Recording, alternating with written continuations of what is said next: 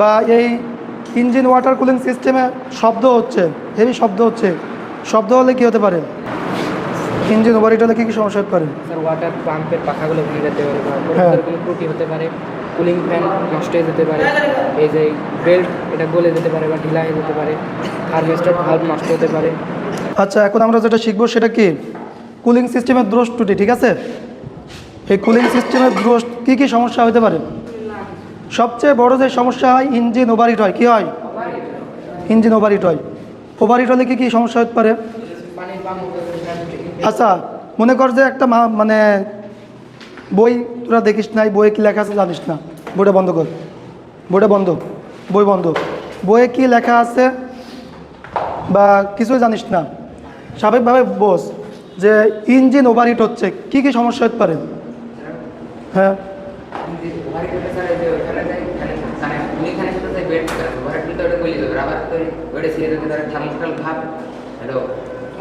বস। Engine overheat কখন হবে? যখন হচ্ছে আমার সার্কুলেশনটা ঠিকমতো হবে না, তাই না? যেমন আমার ওয়াটার পাম্প কি ত্রুটি হতে পারে, তাই না? ওয়াটার পাম্প কি নষ্ট হতে পারে বা ত্রুটি হতে পারে। এর ভিতরে এই যে এইটা দেখতে পাচ্ছিস না, যে পাখার মতো, ওইটার নাম বলে ইম্পেলার। কি ইম্পেলার? আমরা বলি হচ্ছে পাখা, কিন্তু এটার নাম হচ্ছে ইম্পেলার। অনেক সময় ইম্পেলারটা কী হয়? ভেঙে যায়। কী হয়? ভেঙে যায়। ভেঙে গেলে কী হবে? পানি সার্কুলেশন হবেই না, বা কম হবে, বা একবারে বন্ধ হয়ে যাবে। যখনই বন্ধ হবে তখন এই সার্কুলেশন যখন হচ্ছে না, তার মানে কি এখানকার পানি এখানেই আছে, এখানকার পানি এখানে থাকবে, তাহলে এখানে কি ইঞ্জিন ওভারহিট হয়ে যাবে। আর এইখানে একটা কি থাকে? টেম্পারেচার সেন্সর থাকে। কী থাকে? টেম্পারেচার সেন্সর থাকে। এই সেন্সর সবসময় কন্ট্রোলারকেও সংকেত দেয়। দেখবি যে গাড়ির ওই ড্যাশবোর্ডের উপরে টেম্পারেচার, কুলিং টেম্পারেচার বলে লেখা থাকে, কুলিং টেম্পারেচার ড্যাশবোর্ডের উপরে। ও কী করে? ও ইসিএওকে কী করে, বা কন্ট্রোলারকে সবসময় সংকেত দেয় যে এইখানে টেম্পারেচার এখন 90, এখানকার টেম্পারেচার এখন 80, এখানকার টেম্পারেচার এখন 100-র উপরে। কী করে? ও সবসময় সংকেত দেয়। এখন ওই টেম্পারেচার যেই গেজটা আছে, ওইখানে দেখা যাচ্ছে যে 100, 150 হয়ে গেছে, 200 হয়ে গেছে, তার মানে কি ইঞ্জিন ওভারহিট হয়ে গেছে, তার মানে কোনো একটা প্রবলেম হয়েছে। এখন কী কী প্রবলেম হয়েছে? ওয়াটার পাম্পে ত্রুটিযুক্ত হইলে 1 নম্বর, তাই না? এই কুলিং ফ্যান, এই কুলিং ফ্যান যদি ত্রুটিযুক্ত হয় কী হবে?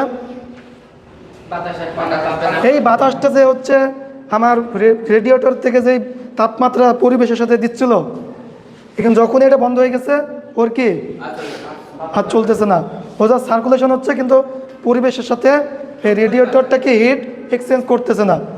তার মানে আমার কুলিং ফ্যানে সমস্যা হতে পারে, তাই না? আর কি কী হতে পারে? তাহলে কি থার্মোস্ট্যাট ভাল্বটা কী হতে পারে? নষ্ট হয়ে, এখানে কি একদমই ব্লক হয়ে গেল। ব্লক হয়ে গেলে তখন শুধু এইটুকু সার্কুলেশন হচ্ছে, এদিক থেকে পানি আর আসতেছে না। আর যখন এই দিক থেকে কুলেন্ট না যাবে, তখন এই বাতাসের সাথে সংস্পর্শে আসবে না এবং টোটাল সিস্টেমটি ওভারহিট হয়ে যাবে। আর কি হতে পারে? এই যে এই লাইনটা কী হতে পারে? ব্লক হয়ে যেতে পারে না? এই লাইনগুলা আস্তে আস্তে আয়রন বা স্লাস পড়লো, স্লাস পড়ে এই লাইনগুলো এরকম চিকন হয়ে গেল, সরু হয়ে গেল, তাই না? সরু হয়ে গেল, চিকন হয়ে গেল, বা এই লাইনগুলো সরু হয়ে গেল, তখন কি আর আগের মতো ওয়াটার যাবে? হিট কি এক জায়গা থেকে আরেক জায়গায় নিবে না। তখন আমার এই সিস্টেমটা কী হবে? ওভারহিট হয়ে যাবে। এটা কিন্তু একদিনে হয় না, এটা দীর্ঘদিন মোটরযান চলার পরে তারপরে হয়।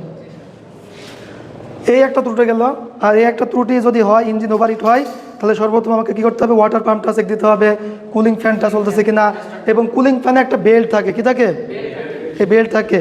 এই বেল্টটা যদি কোনো কারণবশত নষ্ট হয়ে যায় বা ছিঁড়ে যায় বা ঢিলা হয়ে যায়, এই বেল্টটা আবার ওই টাইট দেওয়ার জন্য একটা টাইট স্প্রিং থাকে বা নাট থাকে। ওই নাট বোল্টটাও যদি কখনো ঢিলা হয়ে যায়, তখন কি ওইটা বলা হয়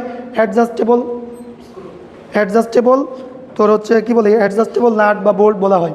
ওটা কোনো কারণবশত একটু ঢিলা হয়ে গেলে ওই সমস্যাটা হয়। তখন দেখা গেলো ইঞ্জিন ঘুরতেছে, ওই ফলস ঘুরতেছে। ফলস বুঝিস? মানে এটার সাথে ওই যে সাইকেলের যে হচ্ছে চেনটা আছে, অনেক সময় দেখা যায় ফ্রি হয়ে যায় না? একটু প্যাডেল মারতেছিস, ও গিয়ারে গিয়ারে পড়তেছে না, ওই হুকে হুকে না হয়ে কি ফলস ঘুরতেছে। অনেক সময় এইটাও কি হয়, ফলস ঘোরে। ফলস ঘুরলে আমার পাখা ঠিক মতো ঘুরবে না, আবার ছিঁড়েও যেতে পারে। এরপরে আর কি সমস্যা হতে পারে?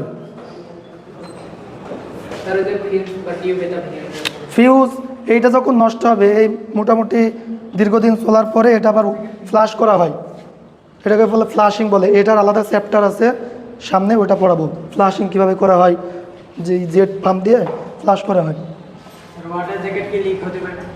হ্যাঁ, ওয়াটার জ্যাকেটটা লিক হতে পারে। ওয়াটার জ্যাকেট যদি লিক হয় তাহলে কি সমস্যা হবে?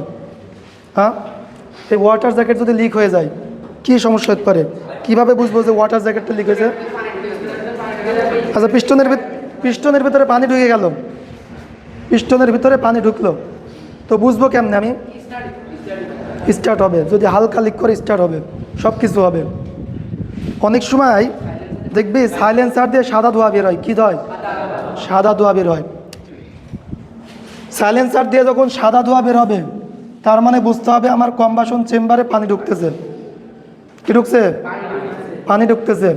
কম্বাসন চেম্বারে যখন পানি ঢোকে তখন সাদা ধোঁয়া বের হয়। আর সাইলেন্সার দিয়ে যদি কালো ধোঁয়া বের হয়,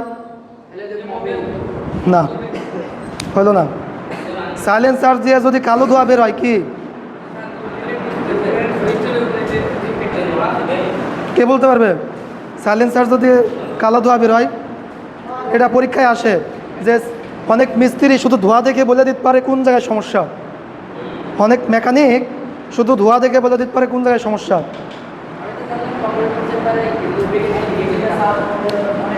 এই কম্বাসন চেম্বারে যদি লুব অয়েল বা ইঞ্জিন অয়েল ঢোকে বা প্রবেশ করে, তাহলে আমাদের যে এই ধোঁয়ার রং এটা নীল হয়, নীল নীল ধোঁয়া বের হয়।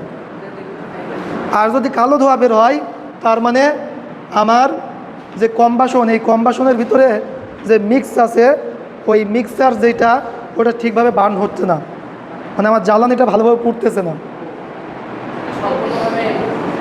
তুই একটা খেয়াল করবি, যখন পেট্রোল বা কোনো একটা পেট্রোল পাম্পে বা আগুন ধরে বা গ্যাসে আগুন ধরে, ও যখন ঠিকমতো না পুড়ে অনেক কালো ধোঁয়া বের হয় না? ইন্ডাস্ট্রিতে যখন, খেয়াল করছিস, ইন্ডাস্ট্রিতে যখন আগুন ধরে তখন কি হয়, একদম আগুন, মানে ওইখানে প্রচুর পরিমাণ জ্বালানি, কিন্তু ওই পরিমাণ বার্ন না হতে পারে, ও কালো ধোঁয়াতে ছায়ে গেছে।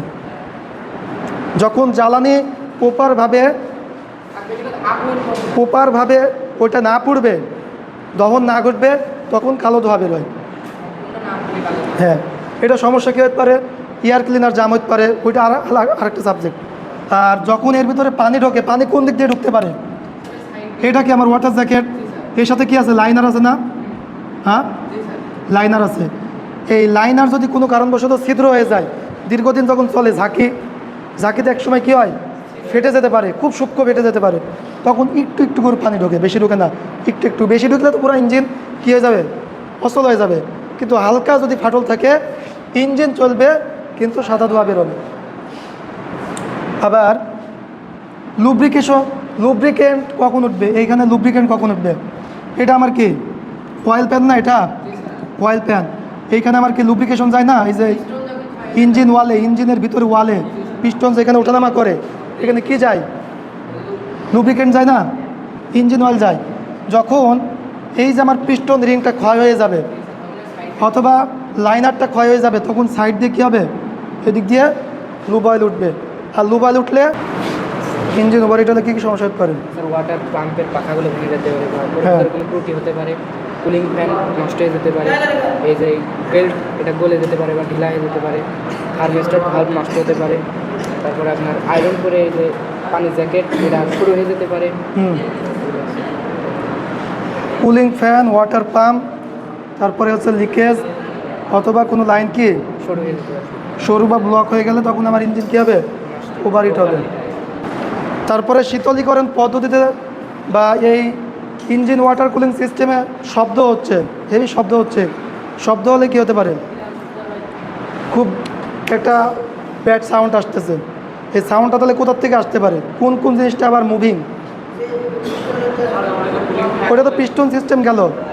কুলিং সিস্টেম থেকে আমার সাউন্ড আসতেছে, একটা ব্যাড সাউন্ড। তাহলে কী সমস্যা, কী ত্রুটি হতে পারে?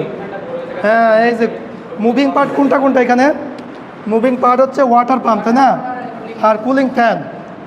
যদি ইঞ্জিন কুলিং সিস্টেম থেকে সাউন্ড আসে তাহলে আমাকে অবশ্যই এই দুটাকে আগে চেক দিতে হবে, চেক দিয়ে দেখতে হবে যে আমার প্রবলেম হচ্ছে কি হচ্ছে না।